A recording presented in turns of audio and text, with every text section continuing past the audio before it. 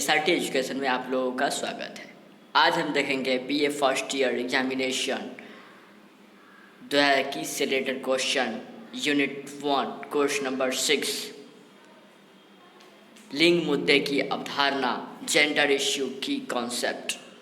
एक क्वेश्चन है आप लोगों का डिस्कस करना है gender and the reason of gender बेल से, यानी BA first year examination unit 1 course number 6 BA first year.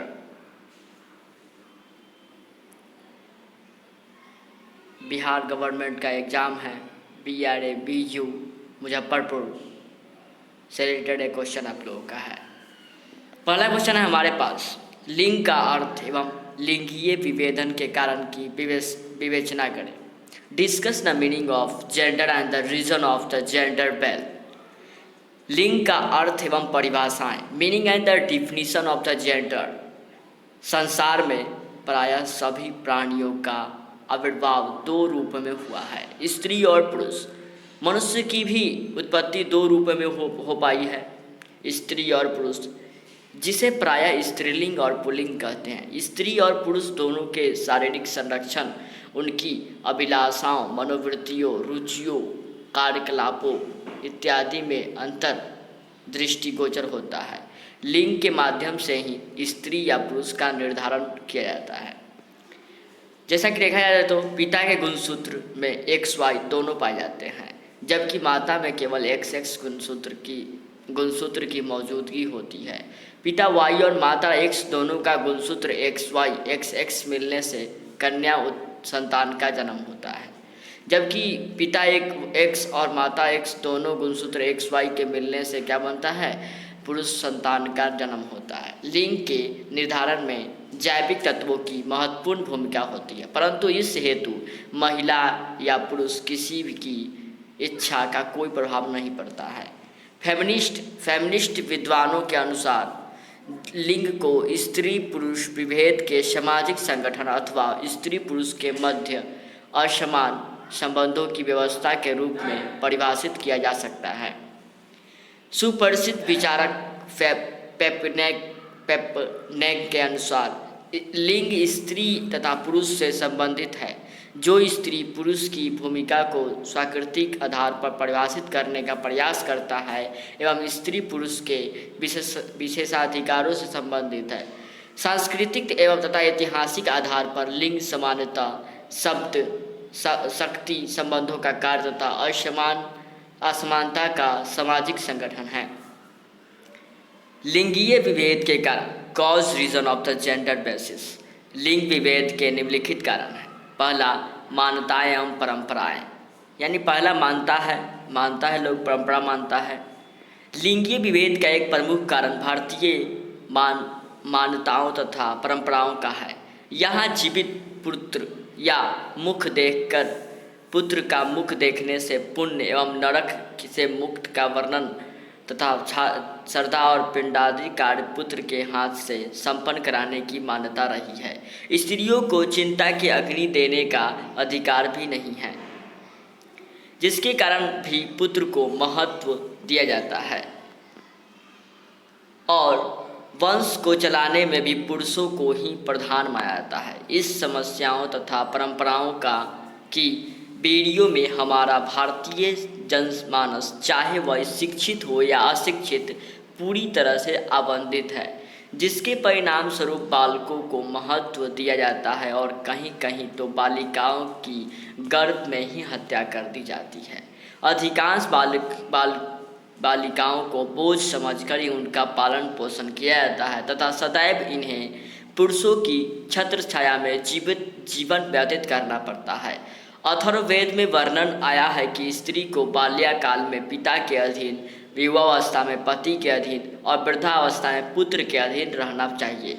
इस प्रकार स्त्रियों को अस्वस्थ मानते हुए परंपराओं और सुरक्षा की बलि चढ़ा दिया जाता है। जीवन के प्रत्येक क्षेत्र में स्त्री पुरुषों की ओर ताकती है तो निश्चित ही है कि पुरुष की प्रधानता स्थापित होती है। आश्चर्य तो तब होता है जब एक स्त्री स्वयं स्त्री होकर भी बालक बालिकाओं में भेद करती है। इस प्रकार मान्यताओं तथा परंपराओं लिंगीय विभेद में वृद्धि करने का मुख्य कारण है। दूसरा है संकीर्ण विचाराधार, यानी आपका विचार कैसा है, उद्देश्य कैसा है। बालक बालिकाओं में भेद एक कारण लोगों की संकीर्ण विचार है। लड़के माता का पिता के बुढ़ापे का सहारा बनेंगे, वंश चलाएंगे, उन्हें पढ़ा लिखा कर घर की उन्नति होगी। वहीं लड़कियां के पैदा होने पर शोक का माहौल होता है, क्योंकि उसके लिए दहेज देना होगा। वहीं लड़कियों के पैदा होने पर शोक का माहौल होता है, क्योंकि उसके लिए दहेज देना होगा, विवाह करने के लिए वर ढूंढना होगा तथा तब तक सुरक्षा प्रदान करनी होगी तथा पढ़ाने के लिए पैसा खर्च करना लोग बर्बादी समझते हैं। वर्तमान में बालिकाओं ने उस संकीर्ण सोच और मिथकों को तोड़ने का कार्य किया है।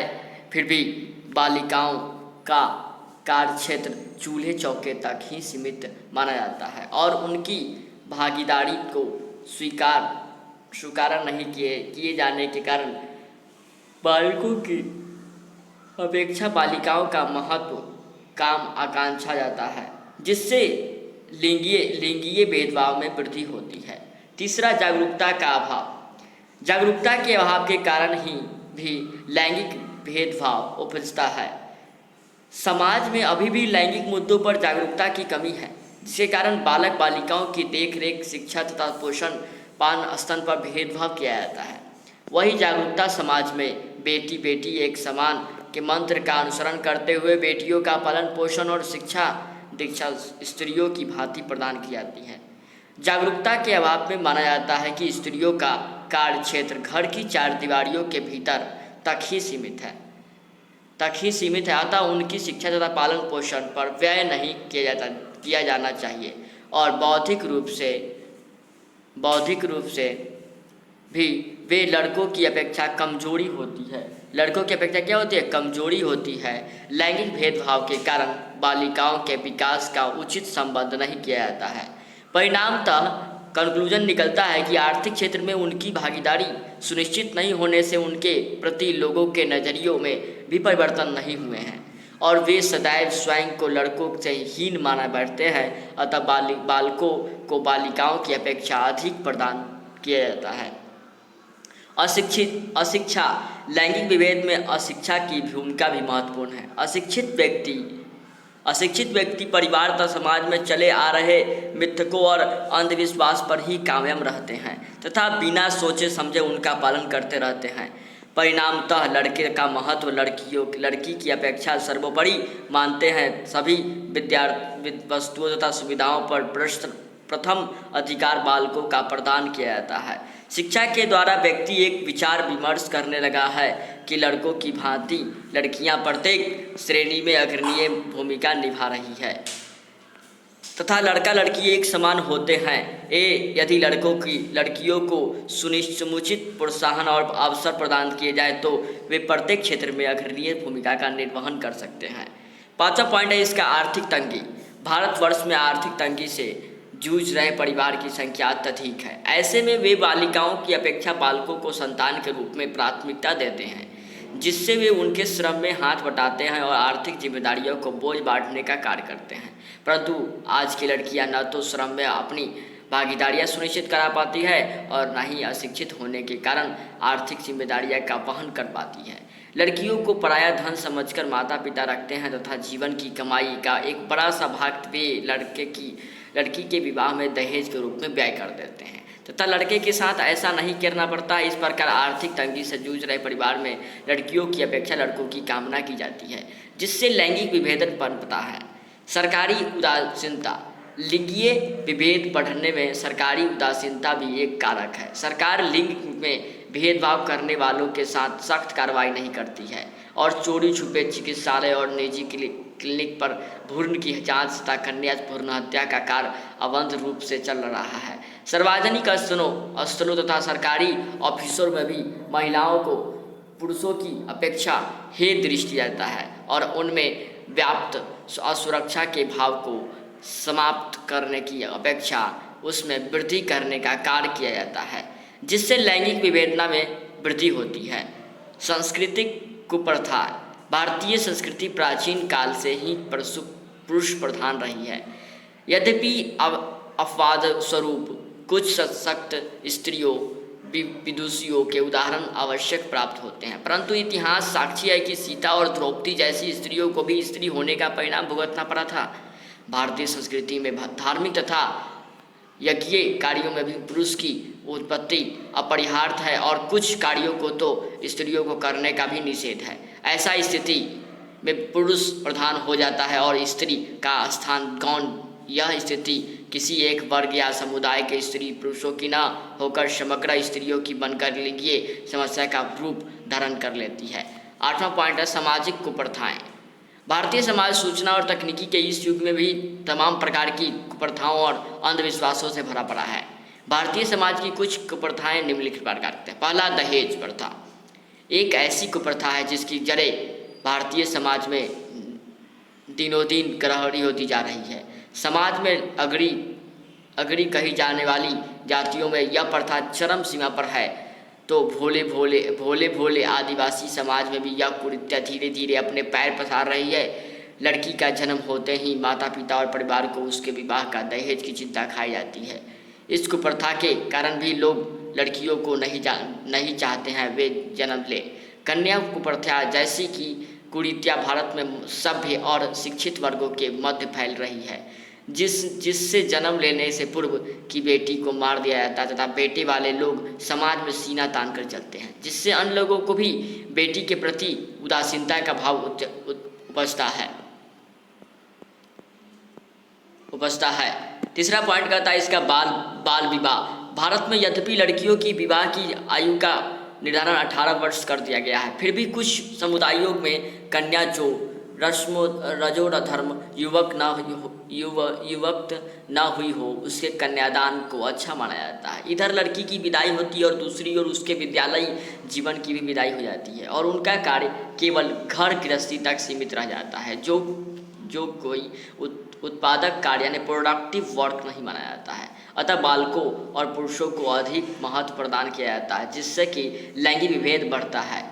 9वां पॉइंट है दोषपूर्ण शिक्षा प्रणाली। भारतीय शिक्षा प्रणाली दोषपूर्ण है, जिस कारण शिक्षा का संबंध व्यक्ति के व्यवहारिक जीवन से नहीं हो पाता है। विशेषतः बालिकाओं के संबंध के प्रति ही लोगों में दुर्भावना प्राप्त व्यक्ति हो जाती है। वर्तमान शिक्षा प्रणाली में व्याप्त दोष निम्नलिखित प्रकार से हैं। पहला, दोषपूर्ण पाठ्यक्रम, अपूर्ण शिक्षण उद्देश्य, दोषपूर्ण शिक्षण विधियाँ, अपव्यय तथा अवरोध की समस्या, बालिका विद्यालयों का अभाव, विद्यालयों का दूर होना, व्यावसायिक पाठ्यक्रमों का अभाव, लैंगिक विवेचना।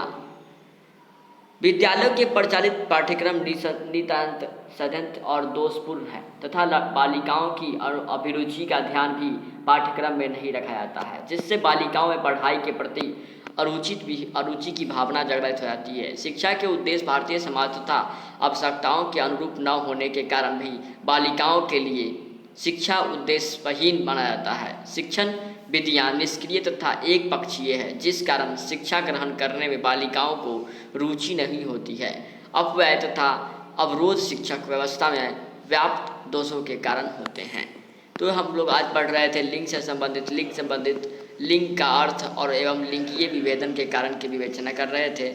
लिंग का अर्थ जाने हम लोगों ने और बहुत सारे वैज्ञानिकों ने भी कहा, फेमिनिस्ट ने कहा, पेपनिक ने कहा, मान्यता एवं परंपराएं के अनुसार से संकीर्ण विचार, जागरूकता का अभाव, अशिक्षा, आर्थिक तंगी, सरकारी उदासीनता, सांस्कृतिक कुप्रथाएं, सामाजिक कुप्रथाएं, दहेज प्रथा, कन्या भ्रूण हत्या, बाल